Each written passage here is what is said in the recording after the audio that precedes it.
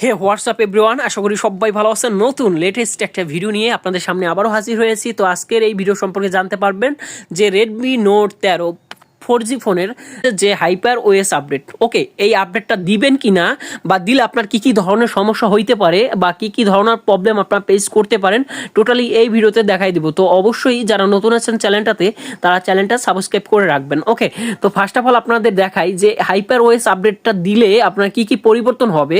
তো hyper OS আপডেটটা হচ্ছে আপনার সেটের জন্য কতগুলো ভালো না, আবার কতগুলো ভালো।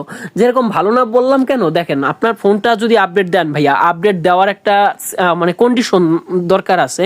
কারণ আপনি আপডেটটা দিবেন ঠিক আছে, কিন্তু আপনার ফোনে যদি সমস্যা না থাকে তাহলে আপনার আপডেট দিয়ে তো কোনো দরকার নাই। আপনার পারফরমেন্স তো আপনি সেরকমই, মানে আপনি যদি মনে করেন যে আপনার পারফরমেন্স আপনি সন্তুষ্ট, মানে আপনার পারফরমেন্স আপনি সন্তুষ্ট আছেন সেজন্য ঠিক আছে, আর আপডেট দেওয়ার দরকার নেই। আর যদি বোঝেন যে আপনার পারফরমেন্সে আপনি সন্তুষ্ট না, বা আপনি গেমস খেলান ঠিক আছে, আপনি ল্যাগের ইস্যু পান, বা একটা হার্ড একটা ব্রাউজার বা একটা মানে সফটওয়্যার যদি আপনি রান করতে চান তাহলে একটু বেগ পাইতে হয় বা ল্যাগিং ইস্যু আছে, তো তাহলে আপনার ঠিক আছে আপডেট দিতে পারেন।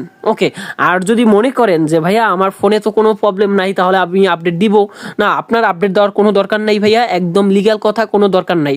আর আপডেট দেওয়ার পরে ঠিক আছে 1-2 মাসে অনেক ভালো স্মুথ চলবে, তারপর 3 থেকে 4 মাস পরে কিন্তু আবার আপনার ল্যাগিং ইস্যুটা দেখা দেবে। তো আপনার পরবর্তীতে একটা আপডেট আসবে, সেইটা আবার আপডেট দিতে হবে। তো এইরকম কিন্তু আপনার ফোন চলাকালীন সময় রানিং থাকতে হবে। তো আপনি যদি এই আপডেটটা দেন তাহলে কিন্তু এরকম রানিং ভাবে চলতে হবে কিন্তু।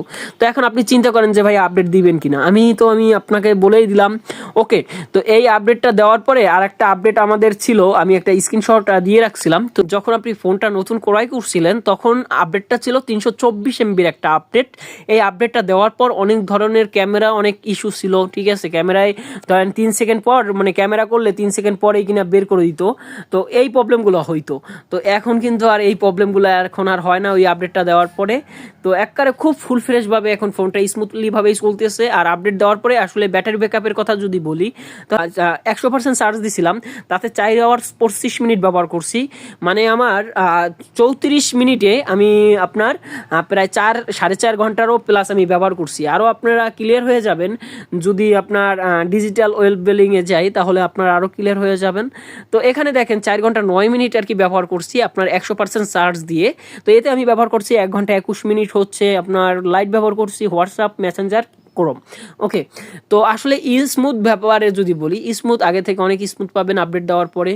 ওকে, তো আশা করি সবাই বুঝতে পারছেন। আর যদি ভিডিওটা ভালো লাগে, ধন্যবাদ সবাইকে, সাবস্ক্রাইব করে রাখবেন। আর এইটাই ভাইয়া, আমি একটা কথা বলি, যদি আপনার ভালো লাগে ভাইয়া, যদি বোঝেন যে আপনার ফোন ঠিক আছে, আপডেট দেওয়ার কোনো প্রয়োজন নাই, তাহলে দিবেন না, একটা সেরিপলি দিবেন না। আর যদি আপডেট যদি দেন, যদি ফোনে কোনো সমস্যা থাকে তাহলে আপডেট আপনারা দিতে পারেন। তো আসলে বুঝতে পারছেন সবাই, ধন্যবাদ সবাইকে।